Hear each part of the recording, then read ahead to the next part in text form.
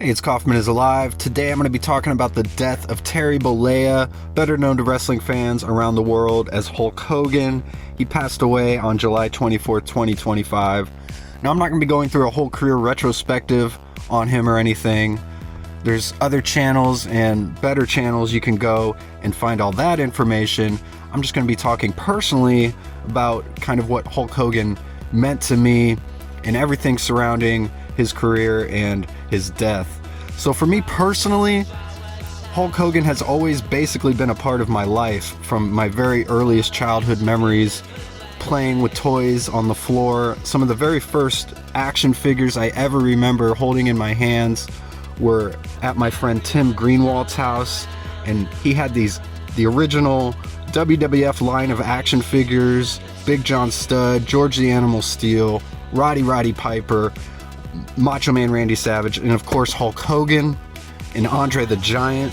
I remember looking at the Roddy Piper figure and seeing this guy with this white t-shirt with the red trim, said Hot Rod on it. He's wearing a kilt, just crazy look at the time. I always was instantly drawn to wrestling through guys like Roddy Piper or George the Animal Steel, who had the green tongue and the hairy back. I just always thought these characters were so crazy. He actually won the WWF title for the first time a month after I was born. And I'm the same age as WrestleMania, so that's kind of how I keep track of my own age. So I've grown up with wrestling my whole life, and Hulk Hogan was never really my favorite guy. Like when Ultimate Warrior beat Hulk Hogan at WrestleMania 6, I was always a big Ultimate Warrior fan from that point on, bigger than Hulk Hogan. And Bret Hart became my favorite wrestler all throughout the 90s. So he was never my guy, but especially when he formed the NWO and WCW, that was one of the big things that got me back into wrestling after my lapsed fan period during Shawn Michaels' WWF title run era. It's kind of when I quit watching wrestling, wasn't watching WCW, but when I found out about Hulk Hogan turning heel, creating this new rebel group, I was immediately drawn back into wrestling. So Hulk Hogan, always a mainstay figure watching wrestling all growing up in my childhood.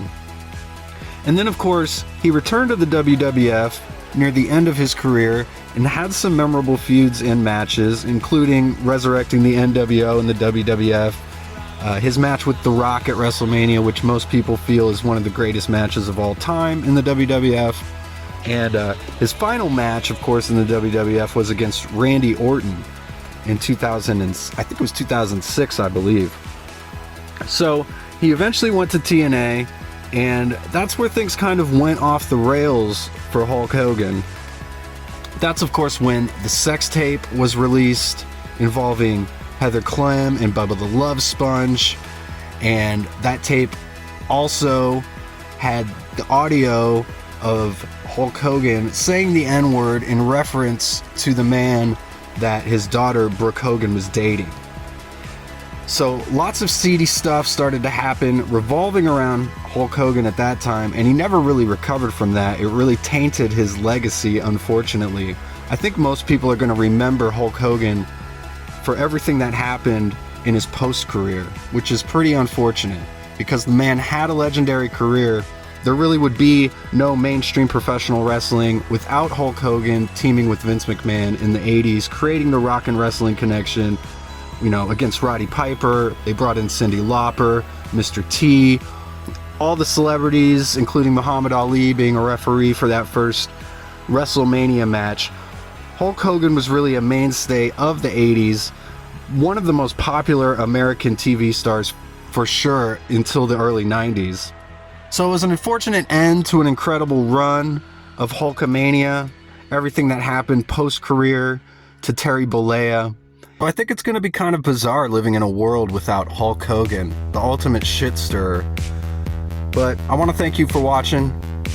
Please subscribe. This is a brand new channel where I cover professional wrestling. Go check out my other channel where I look at comic books. And I'll see you guys on the next one.